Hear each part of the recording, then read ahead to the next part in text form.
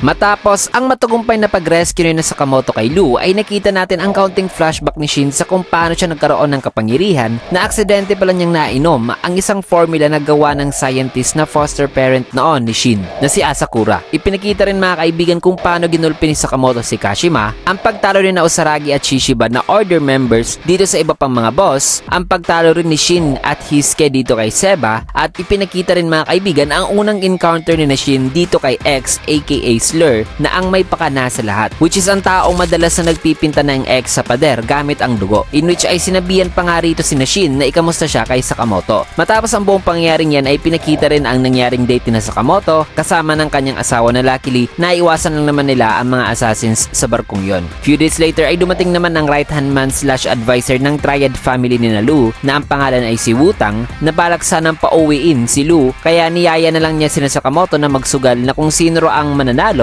ay dun daw sasama si Lou, at kung matatalo naman daw siya rin ng Sakamoto ay magbibigay din daw siya ng impormasyon sa taong naglagay ng bounty sa ulo ni Sakamoto, na in the end ay nanalo si Sakamoto mga kaibigan. At matapos ang lahat ng mga kaganapang yan ay dito na natin sisimulan ang kwento, kasi posibleng ang unang core ng season 1 na itong Sakamoto Days ay magtatapos around sa mga chapters na i-review natin ngayon mga kaibigan, at ang second core, which is sa July pa ipapalabas, ay posibleng dito naman sisimulan sa chapter na ito. Kaya na may i-review na natin ang chapter 37 ng Sakamoto Days, na kung saan ay papakita rito ang panibagong threat na makakalaban hindi lang ni Sakamoto mga kaibigan kundi ng order rin mismo. Yan at marami pang iba ang ating matutunghayan sa videong to, kaya na may this is Mr. McKen at huwag na natin patagalin pa, let's go!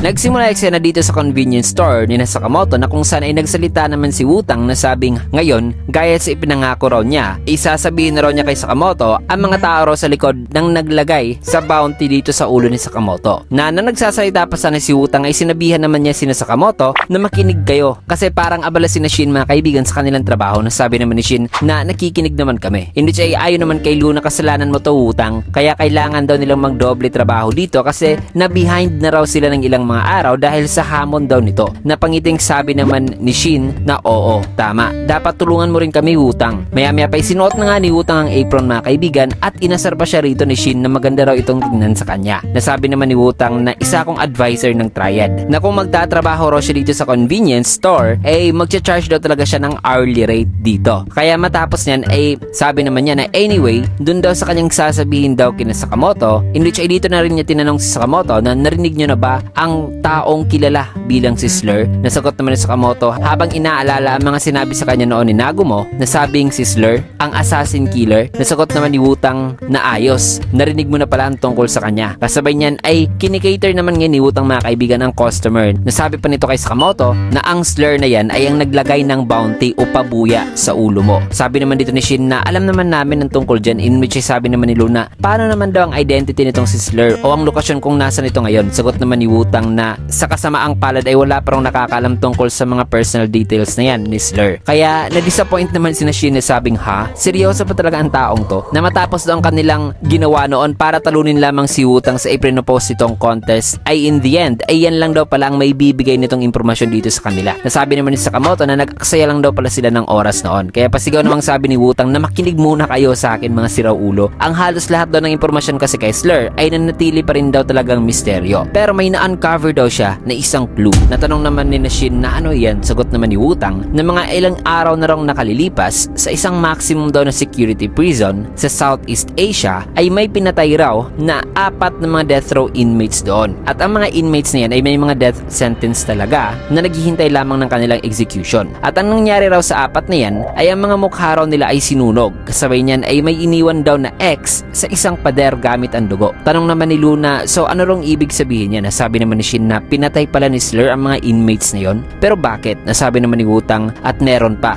May contact ako sa isang tao na may trabaho na may kinalaman daw sa mga patay o bangkay. Na recently daw ay may nadiscover raw mga unusual na bangkay na natagpuan lang daw dito sa Japan. Isang impormasyon na nagpakuha naman sa atensyon ni Shin. Nasabi naman ni Wutang na ang isang bangkay ay nagkabutas-butas daw ang buong katawan nito. Ang isa naman ay binalatan at tinanggal pang ilan sa mga laman nito sa katawan. Ang isa ay pinagpuputol habang ang isa naman ay dinurog at krinash daw talaga to the point na ang katawan nito ay singliit na lang daw ng isang maliit na bola. Nandiri naman si Lu nang narinig niya ito, kaya tanong naman ni Shin na so ano naman daw ang kinalaman sa mga bangkay na yan. In which ay sagot naman ni Wutang na ang klase raw ng pagpatay sa mga taong to ay ginawa raw kasi sa paraan na tugmang-tugma raw sa killing style naman daw ng 4 na death row inmates na natagpo ang patay base sa kanyang sinabi kanina. Mga salitang nagpagulat naman kina Shin. Kaya sabi naman ni Wutang na maaaring ang 4 raw ng mga inmates na yan na natagpo ang patay ay peke raw pala ng mga inmates na pineke raw pala nila ang kanilang pagkamatay at tumakas raw pala ang mga to kasi ayon pa kay Wutang na ang 4 raw na yan ay nandirito na raw ngayon sa Japan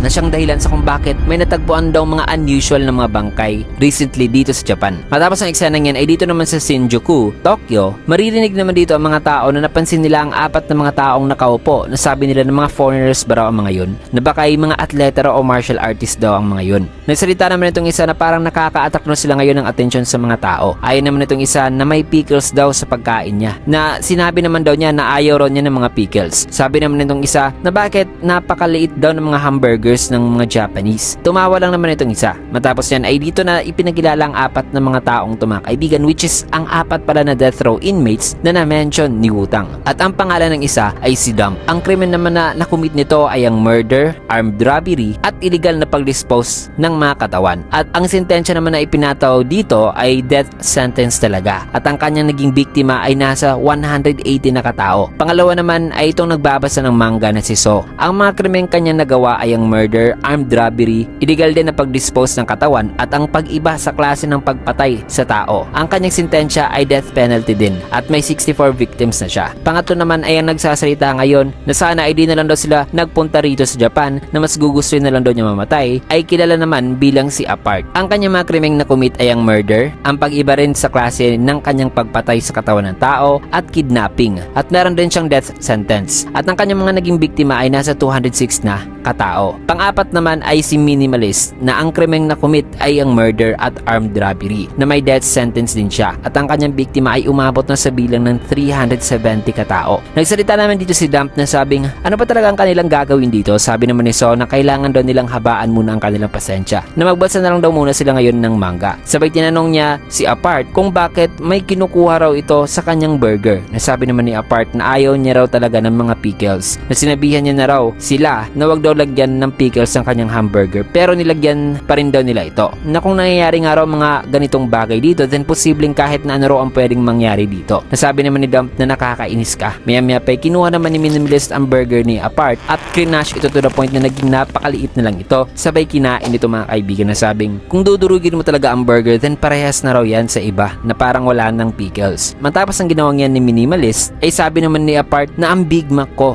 gusto ko na talagang mamatay. Napatawa naman si So na sabing nakakatawa ka talaga. Ito may fries ako. Sagot naman ni Apart na salamat pero wala raw kasi makapagsabi kung ano raw ang laman ng fries na yan na inaakala na naman ni Apart mga kaibigan na may pickles na naman sa loob nito. Kaya na-weirduhan naman si So nang nasabihan ni Apart. Maya pa sa sumunod naman na eksena dito sa loob ng isang restaurant. Nagsalita naman si Kashima which is ang tinalo noon mga kaibigan ni Sakamoto na pasensya na pinahintay ko kayo. Salamat sa inyong pagdating mula pa raw doon sa kung nasan sila nakakulong hanggang dito sa Japan. Kaya ngayon ay sisimulan na raw nila ang pag-uusap dito sa kanilang gagawin. Natanong naman ni Dump na so ikaw pala ang weirdo na nagpalaya sa amin. Maya pa may binigay naman si Kashima sa kanila na sabing gusto kong patayin nyo ang mga tao o targets na nasa listahan na yan. Natanong naman ni Dump na sino ang mga taong to. Sagot naman ni Kashima na ang lahat sa kanila ay mga kinukonsiderang banta sa organisasyon namin. Nasabi naman ni Minimalist na well, wala akong pake kung sino sila as long as magagawa raw nila ang kanilang gusto o malaya nilang nagagawa ang kanilang gusto. Nasabi naman ni Apart na parang malalakas daw ang mga nasa list na baka ay mapatay raw siya ng mga to at puputol-putulin daw ang kanyang katawan. Nasabi naman ni Dump na ito pala mga target namin. Ang papangit naman daw ng mga to.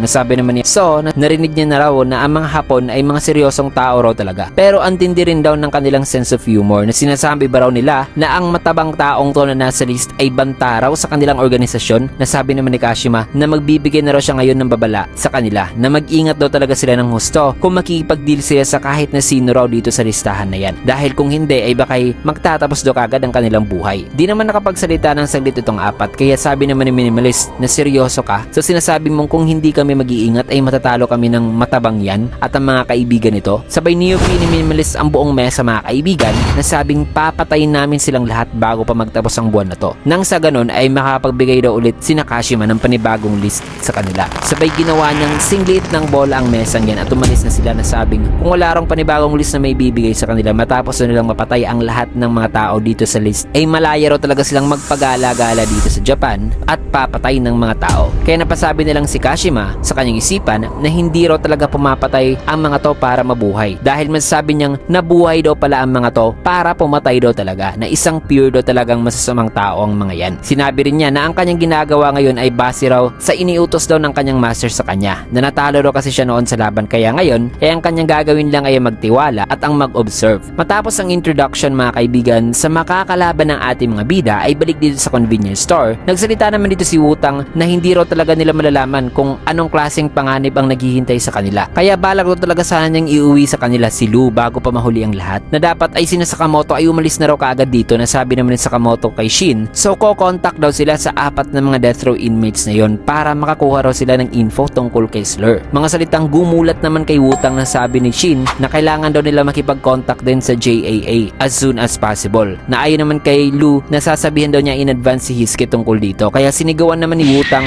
sila na sabing, teka mga siraulo, hindi nyo ba narinig ang mga sinabi ko kanina na mga baliw daw na mamamatay tao ang mga ididil nila, na ibang iba raw ang mga to sa mga assassins o sa kanila ng mga triad, na alam ba raw nila kung anong klaseng panganib raw ang kanilang papasukin. Kaya sinabihan naman ni Sakamoto si Wutang na kung ganyan daw pala kadelikado ang mga taong to ay mas may rason na raw sila na hindi raw talaga hahayaan ng mga to na malayang magpagala-gala na lang. So maghahanda na sila sa Sakamoto mga kaibigan upang harapin ang apat na to, na ngayon hinahanap din sila pati na ang iba pang nasa list kasama si Nagumo mga kaibigan na isang order member. Kaya may tutok lang kayo sa susunod na episode kasi may kita nyo rito ang tunay na lakas ng death row inmates ng mga to at ang pagkilos ng order, na kung saan ay maipapamalas din dito ang isang klaseng kakayahan mula sa legendary order member na ito. Kaya may dito mo natin tatapusan ng video sa last panel na yan mga kaibigan. Kaya may kung gusto niyo ang ating video ay siguraduhin nyo nakasubscribe kayo at i-ring na rin dyan ang notification bell icon para di kayo mahuli sa mga bagong chapter natin about sa Sakamoto Days at sa iba pang series in the future. Maraming salamat and see you guys again on my next video.